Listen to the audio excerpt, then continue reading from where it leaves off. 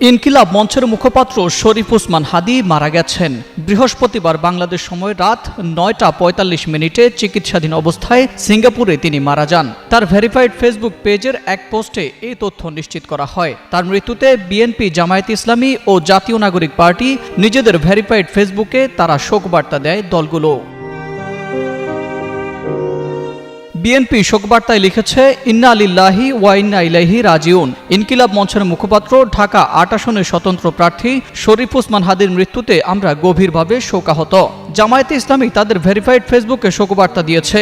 শোকবার্তায় দলটি লিখেছে, ইন্না লিল্লাহি ওয়া ইন্না ইলাইহি রাজিউন। ইনকিলাব মঞ্চের মুখপাত্র ও জুলাই আন্দোলনের সম্মুখ সারির যোদ্ধা জনাব শরীফ ওসমান হাদী আজ সিঙ্গাপুরে চিকিৎসাধীন অবস্থায় শাহাদাত বরণ করেছেন। মহান আল্লাহ তাকে ক্ষমা করুন, তার প্রতি রহম করুন এবং শাহাদাতের মর্যাদা দিয়ে জান্নাতুল ফিরদাউসের উঁচু মাকাম দান করুন, আমিন।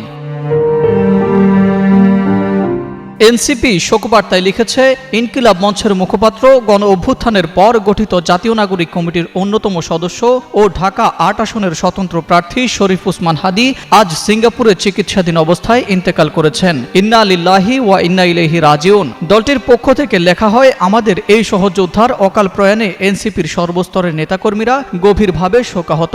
আমরা মরহুমের বিদেহী আত্মার মাগফিরাত কামনা করছি এবং তার শোক সন্তপ্ত পরিবার পরিজনের প্রতি গভীর সমবেদনা জানাচ্ছি।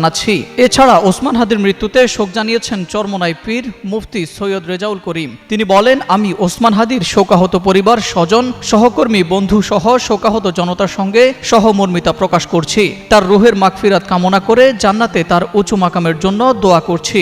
ওসমান হাদীর অসমাপ্ত স্বপ্ন ও সংগ্রামকে এগিয়ে নেয়ার দৃঢ় প্রত্যয় ব্যক্ত করছি।